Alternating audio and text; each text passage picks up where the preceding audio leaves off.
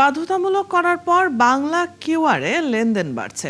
আর এই মাধ্যমে কেনাকাটায় ব্যবসায়ী বা দোকানদারদের কাছ থেকে যে 1% ফি নেওয়া হতো তাতে ছাড় দিয়েছে কেন্দ্রীয় ব্যাংক। এজন্য 100 কোটি টাকার ভর্তুকি তহবিল গঠন করা হয়েছে। বিশেষজ্ঞরা মনে করেন এর ফলে লেনদেনে আরও গতি আসবে। ইতিমধ্যে বাংলা কিউআরে যুক্ত হয়েছে 37টি ব্যাংক ও এমএফএস প্রতিষ্ঠান। অনুপধিকারী তরুণের প্রতিবেদন। এক এক প্রতিষ্ঠানের এক এক কোড, আবার একটি থেকে আরেকটিতে লেনদেন করা যায় না। এ থেকে বের হতে এবং ক্যাশলেস লেনদেনের জন্য একক কোড ভিত্তিক বাংলা কিউআর বাধ্যতামূলক করেছে কেন্দ্রীয় bank. Colour expert dark sap এবং মাইল্ড অন হ্যান্ডস টেকনোলজি সমৃদ্ধ অরিক্স অ্যাডভান্স ডিটারজেন্ট পাউডার আপনার লন্ড্রি এক্সপার্ট। 42টি ব্যাংক ও এমএফএস প্রতিষ্ঠানের মধ্যে এখন পর্যন্ত এর আওতায় যুক্ত হয়েছে 37টি।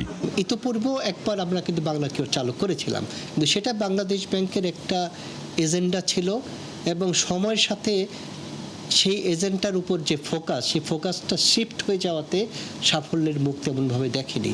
এখন এটা বাংলাদেশ ব্যাংক না, একটা ন্যাশনাল একটা এজেন্ডায় পরিণত হয়েছে এবং বাংলাদেশ ব্যাংকের আহ্বানে সকল ব্যাংক, এমএফএস এবং মিডিয়া একযোগে কিন্তু কাজ করছে। এখন ক্ষুদ্র ক্ষুদ্র মার্চেন্টরাও আগ্রহী হয়ে যাচ্ছে, যে কারণে এখন বাজারে দেখবেন যে ভাঙটি টাকার একটা বড় সংকট।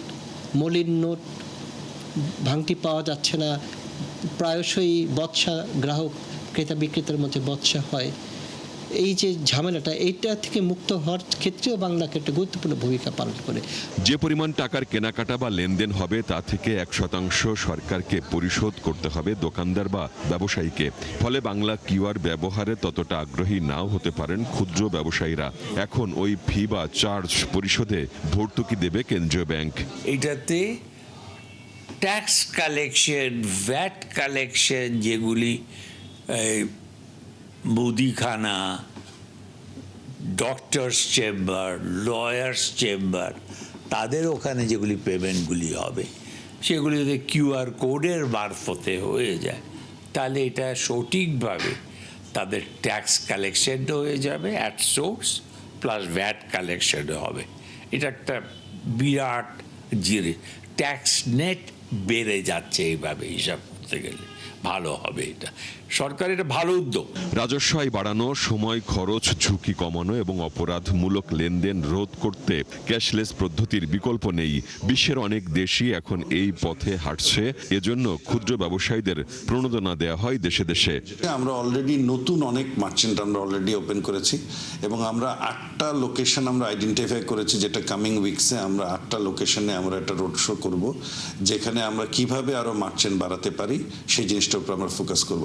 আরেকটা জিনিস আমরা সিগনিফিকেন্টলি ফোকাস করছি, যেটা হচ্ছে শুধু মার্চেন্ট বাড়ানো না, এইটার ভিতরে কিভাবে ট্রানজাকশন করা হয়, ট্রানজাকশন ভলিউম।